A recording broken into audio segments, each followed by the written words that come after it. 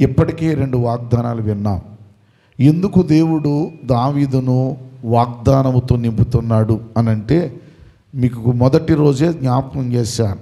దావీదు దేవుని పని కొరకు ఆలోచించాడు.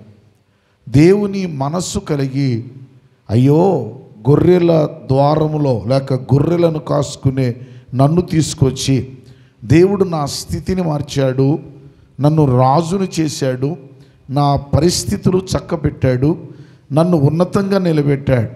ఇదిగో నేను దేవునికి ఒక మందిరము కట్టాలి, ఆ మందిరము కట్టాలంటే నేను ఒక స్థలము చూడాలి అని చెప్పి ఆ స్థలము కొరకు ఆలోచించడం ప్రారంభించాడు. అంటే ఒక నిబంధన చేసుకుంటున్నాడు దావీదు. ఏమని నిబంధన చేసుకుంటున్నాడో మరొకసారి జ్ఞాపకం చేసుకుందాం. దయచేసి 132వ సంకీర్తనలో 3వ చరణం నుంచి, యాకోబు యొక్క బలిష్ఠునికి మొక్కుబడి చేసెను, ఎట్లనగా యెహోవాకు నేనొక స్థలము చూచు వరకు, యాకోబు యొక్క బలిష్ఠునికి ఒక నివాసమును నేను చూచు వరకు నా వాసస్థానమైన గుడారములో నేను ప్రవేశింపను. నేను ఇంటికిలోకి వెళ్ళను. నేను నివాసం ఉండేటువంటి, నేను విశ్రాంతి పొందేటువంటి, నాకు శాంతినిచ్చేటువంటి గృహంలోనికి నేను వెళ్ళను. రెండవది, నేను పరుండు మంచము మీదకి ఎక్కను. ఎక్కడట? మంచం మీదకి ఎక్కడట? నివాసంలోకి వెళ్ళడట. నెక్స్ట్, నా కనులకు నిద్ర రానియను, నా కనురెప్పలకు కునుకుపాటు రానియనను. అది ఎక్కడుందో నా కనులకు కునుకుపాటు కానీ నిద్ర కానీ రానివ్వను అని ఒక ఒప్పందం చేసుకున్నాడు, ఒక నిబంధన చేసుకున్నాడు.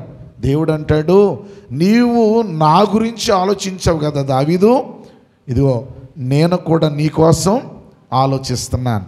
అది మొదటి రోజు విన్నాం. ఏం ఆలోచిస్తున్నాను? నీ సంతానాన్ని దీవిస్తాను దావీదు, నీ గర్భఫలాన్ని దీవిస్తాను దావీదు, నిన్ను ఉన్నతముగా సింహాసనం మీద కూర్చోబెడతాను, నీ స్థితిగతులు చిరస్థాయిగా ఉండేటట్లుగా చేస్తాను అని వాగ్దానం చేసిన వాగ్దానం మొదటి రోజు విన్నాం.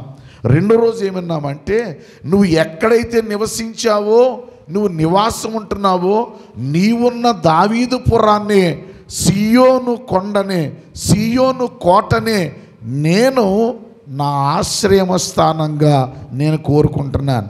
నిన్న విన్నావా వాగ్దానం ఏంటో తెలుసా? నువ్వెక్కడుంటున్నావో నేను కూడా అక్కడే ఉంటాను అని వాగ్దానాన్ని విన్నాం. ఈరోజు వినబోతున్న వాగ్దానం ఏంటంటే, దయచేసి 132వ సంకీర్తనలో 15వ చరణం చదువుదాం. దాని ఆహారమును నేను నిండారులుగా దీవించెదను, దానిలోని బేదలను ఆహారముతో తృప్తి పరిచెదను. నాతో చెప్పండి ఈ మాట. దాని ఆహారమును నేను నిండారులుగా దీవించెదను, దానిలోని బేదలను ఆహారముతో తృప్తిపరిచెదను.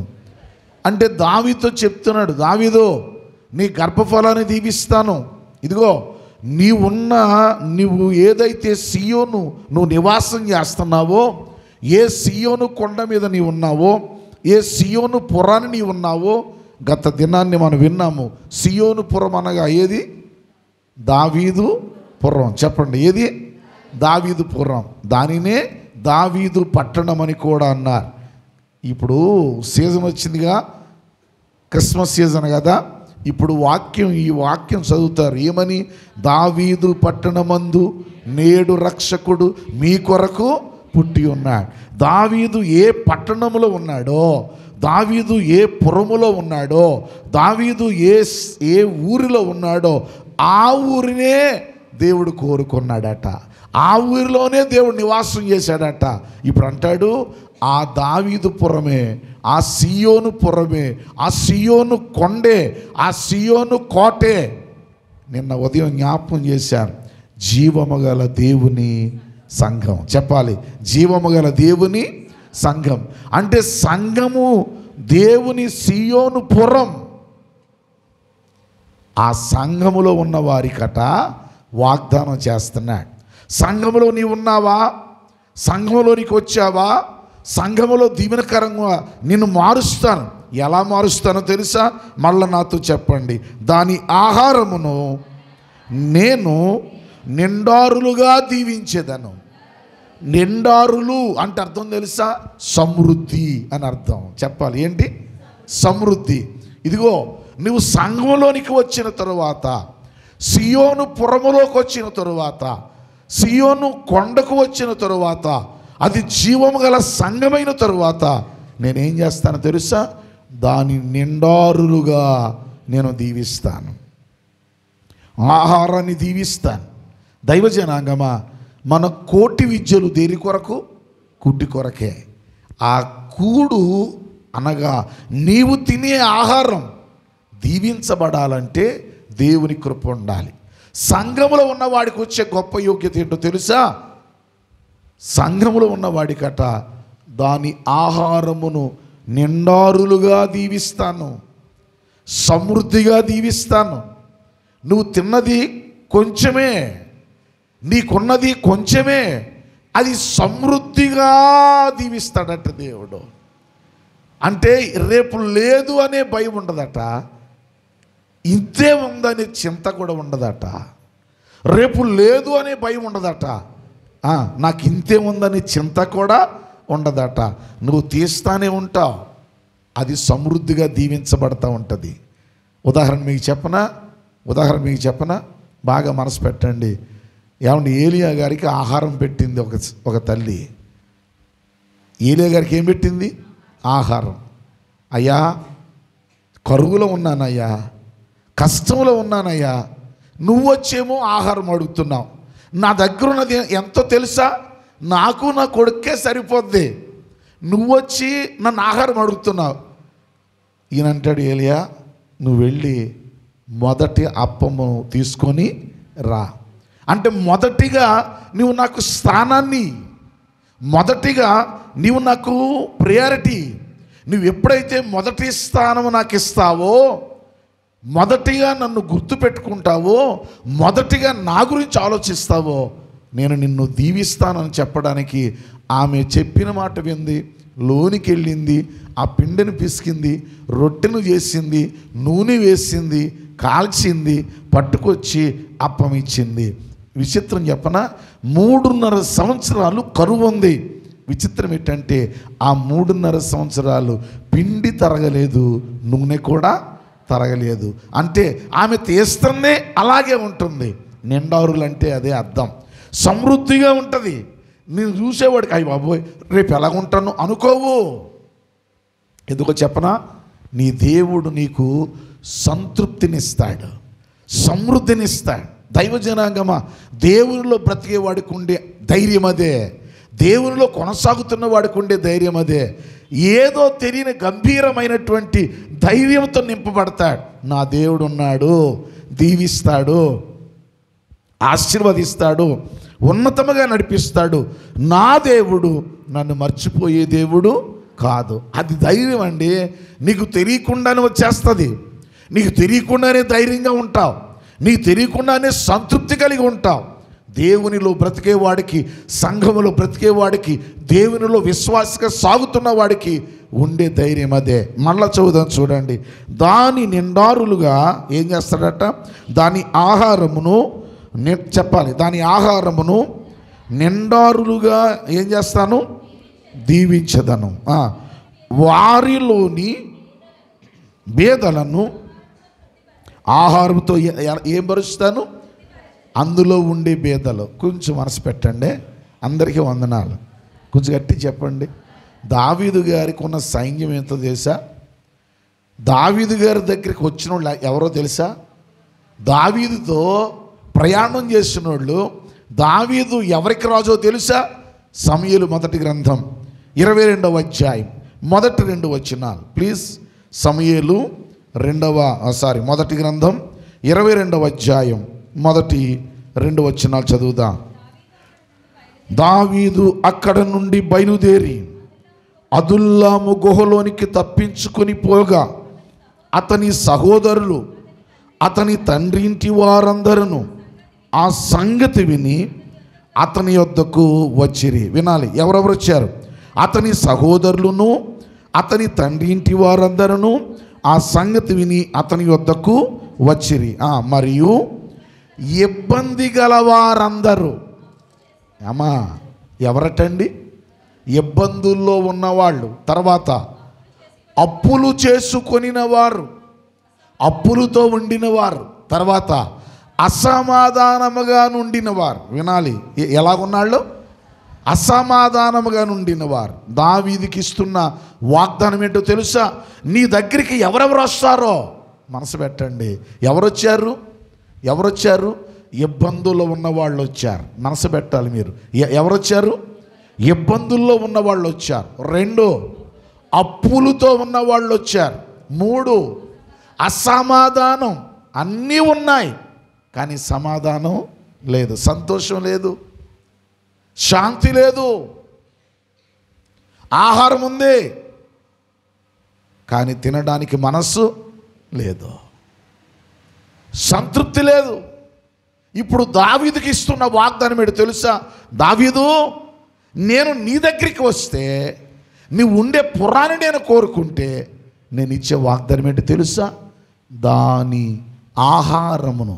వినాలి, నువ్వు నివసించే ఆ సీయోను పురమునే నేను స్వీకరించి దాని ఆహారమును సమృద్ధిగా దీవిస్తాను. ఇబ్బందుల్లో ఉన్నవాళ్ళు వస్తారో వాళ్ళకి ఆహారానికి ఏముండదు? కొదువ ఉండదు. చెప్పండి, ఏముండదు? అమ్మా, దేవునిలో సాగడం అంటే మీకు అర్థం కావడం లేదర్రా. దేవునిలో సాగడం అంటే అర్థం తెలుసా? నీకు ఏదో లక్షలు బ్యాంక్ బ్యాలెన్స్ కనబడతాయని కాదు. నీ దగ్గర 100 రూపాయలే ఉంటుంది. ఆ 100 రూపాయలు ఎలాగుంటుంది తెలుసా? అది తరగదో పెరగదో, లోటు రాదు, లోటు రాదు. అర్థమయ్యేలా చెప్పనా? మన దగ్గర లక్షలు ఉన్నాయి, ఇప్పుడు జబ్బు చేసింది. చాలామంది అంటారు లక్షలు ఉన్నాయి కదా ఏం పర్వాలేదు అంటారు. నేను అంటాను, లక్షలు ఉండి జబ్బుతో హాస్పిటల్లో లక్షలు కట్టడం మేలా, ఏమీ లేకపోయినా ఆరోగ్యంతో బ్రతకడం మేలా? అర్థం కాలేదా? ఏమంటే దేంతో బ్రతకడం మేలు? ఇప్పుడు దేవుడు మనకిచ్చే కృప ఏంటో తెలుసా? మన దగ్గర లక్షలు ఉండవు కానీ లక్ష్యం ఉంటుంది. ఏంటో తెలుసా? దేవుడు నాకేదొచ్చినా చూసుకుంటాడు, నాకేదొచ్చినా చూసుకుంటాడు. అప్పుడప్పుడు మనం ఏమనుకుంటాం? నా దగ్గర ఏముంది అనుకుంటాం. మన దగ్గర ఏముంది? మనకి ఏముంది? ఏముందో చెప్పనా? ఎవడికి లేని ధన్యత నీకుంది. ఆస్తులు అంతస్తులు ఉన్నవాడు డబ్బును బట్టి గౌరవిస్తాడు, కానీ నీ దగ్గర ఏమీ లేకపోయినా నువ్వు వెళతంటే గౌరవిస్తారు, నీకు మొదటి ప్రియారిటీ ఇస్తారు, నీకు మొదటి ఘనతనిస్తారు. నీ ఇంట లోటు కనపడదు. ఈరోజు లేదనే లోటు ఉండదు. ఏమండి, నీ ఇంటి దగ్గర చిన్న పచ్చడే చేసుకుంటావు, మనందరి వాడుక భాషలకు వచ్చేస్తాను, ఎంత సంతృప్తిగా తింటావు తెలుసా? రకరకాల వెరైటీలో చేసుకున్నవాడు కూడా తినలేడు, అంత సంతృప్తిగా తింటావు. నాకుందా చిన్నప్పుడు ఎక్స్పీరియన్స్. పచ్చడి చేస్తే అది మామూలు పచ్చడే కానీ ఎంత సంతృప్తిగా తినేవాళ్ళమో. దేవుడు దీవిస్తే అట్లా ఉంటుందండి. దేవుడు దీవిస్తే అట్లా ఉంటుంది. సంతృప్తిగా తింటావు, తేనెపొచ్చేలా తింటావు, ఆరోగ్యకరంగా ఉంటావు, నీలో అసమాధానం పోతుంది, నీలో ఇబ్బందిని మర్చిపోతావు. మన మానసిక స్థితి ఏంటో తెలుసా? ఇబ్బందులు రాగానే తలడిల్లిపోతాం. బాబోయ్, రేపొద్దున ఇలా కట్టాలి, అప్పులు, రేపు ఇలా చేయాలి, బాబు ఏమైపోతామో. నేనే జ్ఞాపకం చేస్తున్నాను. గత సుమారు 2 మాసాల క్రితం చాలా తలడిల్లిపోయాను. సుమారు నా కళ్ళ ముందు 6-7 లక్షల సమస్య కనపడింది. 6-7 లక్షల సమస్య మీకు ఎవరికీ తెలియదు. నేను కూడా ఒక నెల రోజులు హడిలెత్తిపోయాను. ఎలాగా కానీ ఒక వాక్యం నన్ను ధైర్యపరిచింది, ఒక మాట నన్ను ధైర్యపరిచింది, నా జీవితాన్ని ప్రభావితం చేసిన మాట తెలుసా? అది ఆలోచించినంతసేపు నేను తిండి తినలేకపోయాను, నిద్రపోలేకపోయాను, మనసుకు ప్రశాంతత లేదు. కానీ ఎప్పుడైతే నాలో ఉన్న దేవుణ్ణి చూశానో, ఏంటో తెలుసా ఆ మాట, నీలో ఉన్నవాడు లోకములో ఉన్నవాని కంటే గొప్పవాడు. ఎలా తీరుతున్నాయో తెలియదు, ఎలా సమస్యలు గట్టెక్కే తెలియదు. సుమారు 5 వరకు పక్క వెళ్ళిపోయినాయి. అలాగ రాగొచ్చే అలాగే వెళ్ళిపోయాయి. ఎవరు తీర్చారు? దేవుడే. నా మనస్సుకు నెమ్మది ఎవరిచ్చారు? దేవుడే. సమస్యల నుంచి బయటికి ఎవరు లేవనెత్తారు? దేవుడే. ఇంకో మరొకటి ఉంది, ఇప్పుడు ఏమనిపిస్తుంది తెలుసా? అది కూడా ఈజీగా వెళ్ళిపోద్ది అనిపిస్తుంది. ఆ సంతృప్తి, ఆ ధైర్యం ఎవరిలో ఉందో తెలుసా? దేవుని దగ్గర. అందుకే దేవుని జనాంగమా, ఇప్పుడు అర్థమైన చెప్తాను వినండి, క్లుప్తమైన మాట వినండి. దేవునికి ఇవ్వడం నువ్వు ప్రారంభిస్తే, దేవుని కోసం బ్రతకడం నువ్వు ప్రారంభిస్తే, నేను ఏది ఏమైనా, సామెత ఉంది కదా, 6 100 100 6 అంటావే. ఒక మాట చెప్పడానికి ఇదిగో నేను మాత్రం అంటావే, ఇదే మాట దేవుని దగ్గర 6 100 100 అంటే అర్థం ఏంటి తెలుసా? ఎన్ని సమస్యలు వచ్చినా, ఎలాంటి పరిస్థితులు వచ్చినా, దేవా, ఇదిగో దావీదు అంటాడు కదా, నా కంటికి నిద్ర రానివ్వను, నేను మంచమెక్కను, నీ పని నేను చేస్తాను. నీకు మందిరం కట్టాలి, ఆ మందిరం కట్టడానికి నాకు స్థలం దొరకాలి, ఆ స్థలము కొరకు నేను చూడాలి అని దావీదు అంటంటే, దావీదు నువ్వున్న చోటే నాకు కట్టయ్యా, నువ్వు ఉన్న ఇల్లే నా మందిరం అయ్యా అంటున్నాడు దేవుడు. ఇంత మంచి స్థలం నాకు ఎక్కడ దొరుకుతుందయ్యా? ఆ సియోను పురాన్నే కట్టు, ఆ సియోను కొండ మీదే కట్టు. అబ్బా, ఎక్కడెక్కడో వెతకాలని దావీదు అనుకున్నాడు. నువ్వు ఎక్కడున్నావో అక్కడే ఉంటానని దేవుడు అంటున్నాడు. ఎంత ఆశ్చర్యం అండి, ఎంత ఆశ్చర్యం. వాగ్దానం అనేది అలాగే ఉంటుంది. నువ్వు బెదిరిపోతూ ఉంటావు, గలిబిలైపోతూ ఉంటావు, కంగారు పడిపోతూ ఉంటావు. ఈ ఉదయకాలంలో వచ్చిన మీ అందరికీ జ్ఞాపకం చేస్తున్నాను, ఏ మంచి మనస్సుతో ఈ స్థలానికి వచ్చారో, ఏ మంచి మనస్సుతో ఇక్కడ కూడుకున్నారో, అయ్యా అమ్మ చెప్పిన మాట విని నిజంగా మీరు పాటిస్తున్నారో అద్భుతాన్ని చూస్తారు.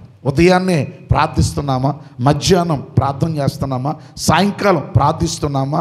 ప్రార్థనతో ఒక్కొక్కసారి గుర్తు చేసుకోండి. మీకు గుర్తొచ్చినప్పుడల్లా దేవుని తలపోసుకోండి, గుర్తొచ్చినప్పుడల్లా దేవుని నామ స్మరణ చెయ్యండి. మన హైందవ సోదరులు అంటారు భజన చెయ్యండి అంటారు. ఏంటది భజన? భజన అంటే అర్థం ఏంటి? స్మరించుకోవడం, పదే పదే చెప్పడం, పదే పదే తలపోసుకోవడం. అలా తలపోస్తేనట, మళ్ళా జ్ఞాపకం చేస్తున్నాను, దాని ఆహారమును నిండారులుగా దీవిస్తాను. చెప్పాలి, ఎలాగునా? నిండారులుగా దీవిస్తాను. నెక్స్ట్ దానిలోని బీదలు ఆహారము తిని ఎలా ఉంటారట? చెప్పాలి, ఎలా ఉంటారట? తృప్తిగా ఉంటారట. తృప్తిగా ఉంటారట. ఎందుకు తృప్తిగా ఉంటారు అంటే 107వ సంకీర్తనలో, ఏమండి 107వ సంకీర్తనలో ఒకసారి మాట చదువుదాం చూడండి. 107వ సంకీర్తనలో ఆ మాట చదువుదాం చూడండి. 37వ వచనం లేక చరణం.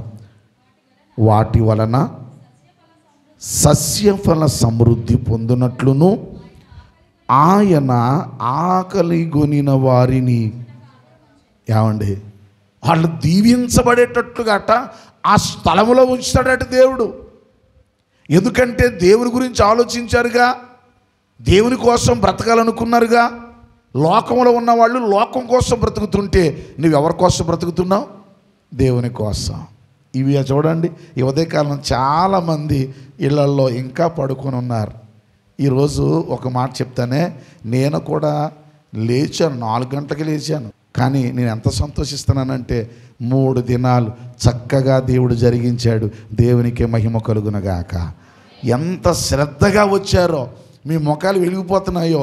మొదటి రోజు కొంతమంది పిల్లల మొఖాలు చూశాను, ఇలా కూర్చొని ఎతరగబడిపోయారు, ఇలాగేలాగా కళ్ళు ఎర్రగా అయిపోయి, ఆ కళ్ళులో ఉన్న ఎరుపుతనం చూసి వాళ్ళు నా వైపు ఎర్రగా చూసినట్టు అనిపించింది.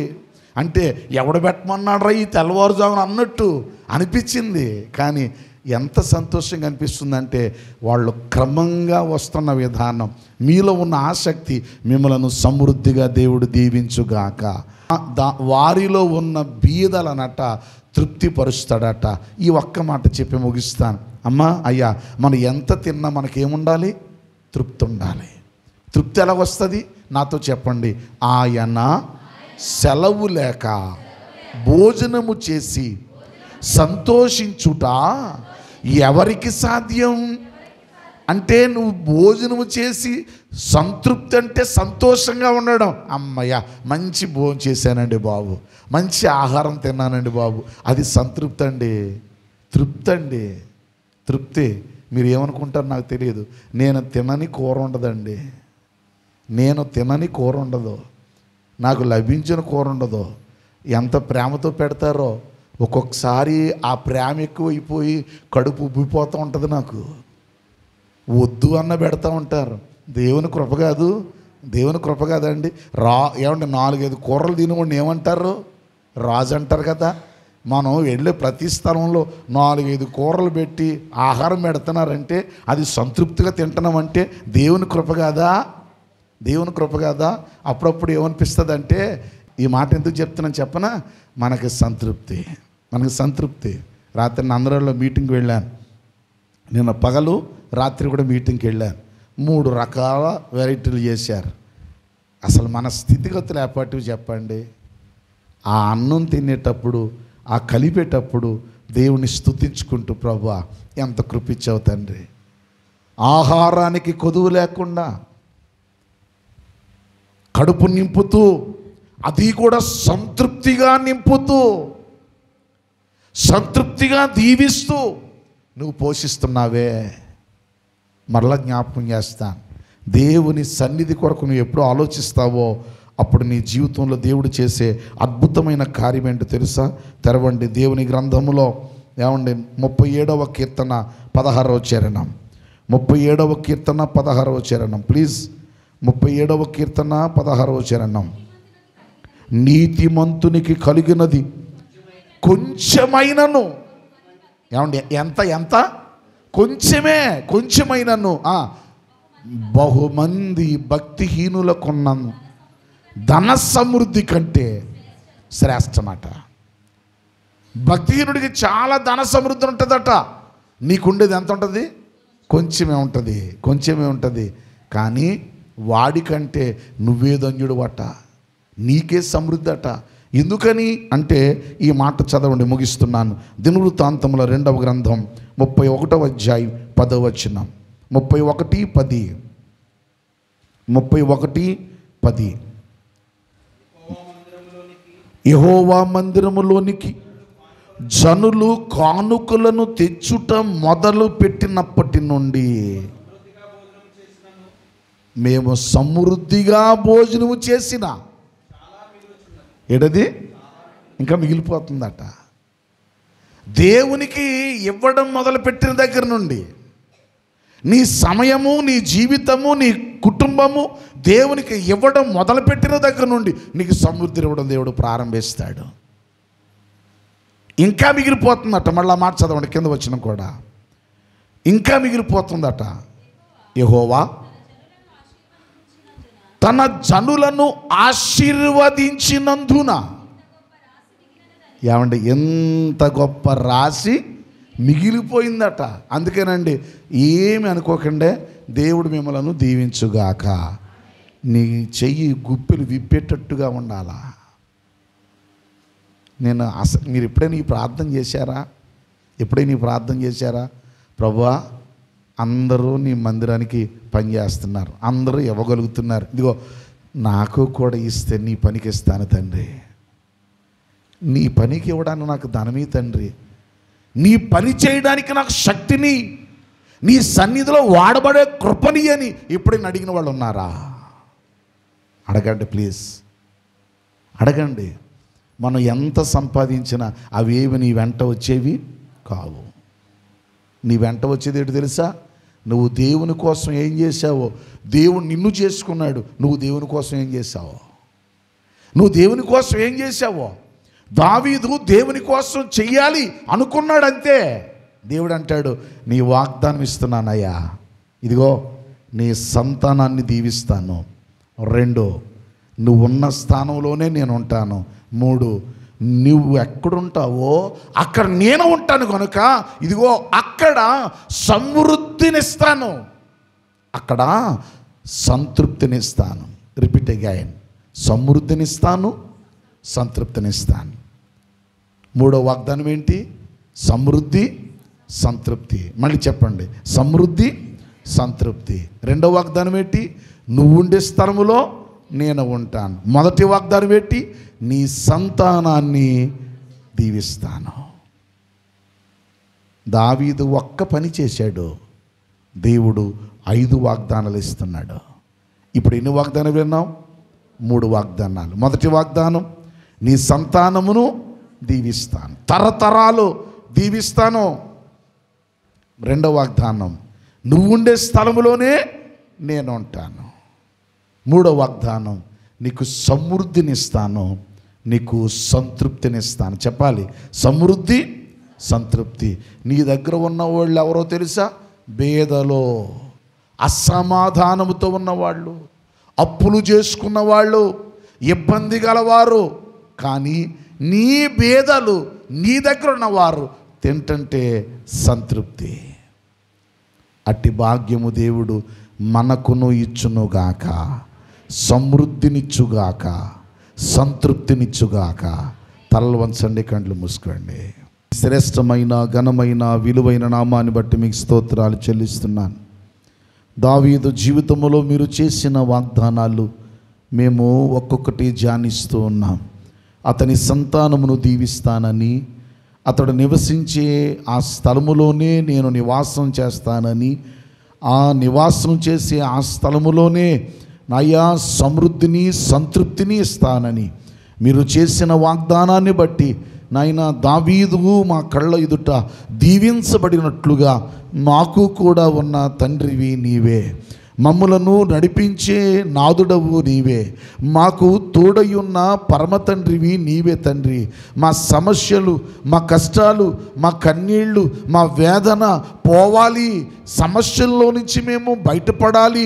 ఇదిగో ఈ ఇబ్బందులు ఉన్నాయి, ఈ అప్పులు ఉన్నాయి, ఈ కష్టాలు ఉన్నాయి, ఈ వేదన ఉంది, ఈ కన్నీటి మయములో, దుఃఖ మయములో, శ్రమల వలయాల్లో మేమందరం కూడా చిక్కుకొని ఉన్నామని మనస్సు విప్పి నీతో మాట్లాడడానికి, నీ ప్రేమను చవి చూడడానికి, నీ కృపను పొందుకోవడానికి, నీ ఆదరణ కొరకు వచ్చిన ఈ పిల్లలందరినీ నీ చేతిలో తీసుకొస్తున్నాను. నీవు సమృద్ధినిచ్చే దేవుడు కదా నాయన, సంతృప్తినిచ్చే దేవుడు కదా. కన్నీళ్లతో ఉన్నవాళ్ళు ఉన్నారు, వేదనతో ఉన్నవాళ్ళు ఉన్నారు, అనేక సమస్యలతో, కష్టాలతో, రోగాలతో, అప్పులతో అసమాధానముగా ఉన్న వాళ్ళు కూడా ఈ స్థలములో ఉన్నారు. నీ కనికర హస్తాలు బిడ్డలపై ఉంచండి. సేవకుని మాటను గౌరవించి, నీ మాటగా స్వీకరించి నాయన క్రమము తప్పకుండా చిన్న పిల్లలు మొదలుకొని పెద్దల వరకు కూడా నీ సన్నిధిలోకి నాయన సమయాన్ని వెచ్చించి వారు సిద్ధపడి అనేకులను సిద్ధపరిచి నీ పాద సాన్నిధ్యంలో తీసుకుని వస్తున్న నీ బిడ్డలందరినీ బట్టి మీ నామాన్ని స్తుతిస్తున్నాను. మేము కూడా రావడానికి మాకు శక్తిని ఇస్తున్నావు, సహాయం చేస్తున్నావు దేవా, కృప చూపుతున్నావు తండ్రి, ఆశీర్వదిస్తున్నావు దేవా. మీరు చేస్తున్న మేలుకై స్తోత్రాలు. ఈరోజు జరగబోతున్న వివాహం కొరకు, రాత్రికి జరగబోతున్నటువంటి ప్రార్థనా కూడిక కొరకు, వెళ్ళబోయే ప్రతి స్థలములో నీ కృపనివ్వండి. అలాగే నాయన ఇప్పుడు నుండి నాయన పనిపాట్లకు వెళుతున్న పిల్లలు ఉన్నారు, గృహంలో పని చేసుకునే వాళ్ళు ఉన్నారు, కూలీనాలు చేసుకునే వాళ్ళు ఉన్నారు అయ్యా, వారు పనులు జరిగించుకునే వాళ్ళు ఉన్నారు. ఎవరెవరు ఏ పనికి వెళుతున్నారో, ఎవరెవరు ఏ ఆలోచనతో ఉన్నారో, ఎవరెవరు ఏ కష్టములో ఉన్నారో ఈ ఉదయకాల సమయంలో ప్రార్థిస్తున్నాను. మా ప్రార్థన ఆలకించే తండ్రివి కదా, ప్రేమించే తండ్రివి కదా. క్రమము తప్పకుండా ప్రేమతో వస్తున్న నీ బిడ్డలందరూ నీ మహిమను చూచున్నట్లుగా, నీ కృపను చూచున్నట్లుగా వారి జీవితంలో అయ్యో ఈ 5 దినాలు ప్రభు దగ్గరికి వెళ్ళాను, నా దేవుడు మేలు చేశాడని సాక్షార్థముగా నిలబడి నీ మాటలు చెప్పే పిల్లలను రేకెత్తించమని నీ సన్నిధిలో జ్ఞాపకం చేసుకొనమని, కృప చూపించుమని దీనుడిగా ప్రార్థిస్తున్నాను. అన్యాయాలు జరుగుతున్నాయి, భయంకరమైన పరిస్థితులు మా చుట్టూ ఉన్నాయి. మాకు దిక్కెవరు నాయనా? నీవే కదా మా ఆధారం, నీవే కదా మా బలం, నీవే కదా మమ్మలను ఆదరించే తండ్రివి. నీకు మొరపెట్టుకుంటే విడిచిపెడతావా నాయనా? నువ్వు ప్రేమిస్తావు కదా. నీ పాదాల దగ్గరకు వచ్చాము తండ్రి. సమస్యలలో ఉండి, కష్టాల్లో నుంచి మీరు లేవనెత్తి కృప చూపించి మేలు దయచేయమని సర్వశక్తిగల నీ నామమును బట్టి మీ సన్నిధిలో ధైర్యముగా అడుగుచు యేసుక్రీస్తు వారి ఘనమైన నామములో మిక్కిలి వినయముతో వేడుకొని ప్రార్థన చేయుచున్నాను మా ప్రియ పరలోకపు తండ్రి. ఆమేన్.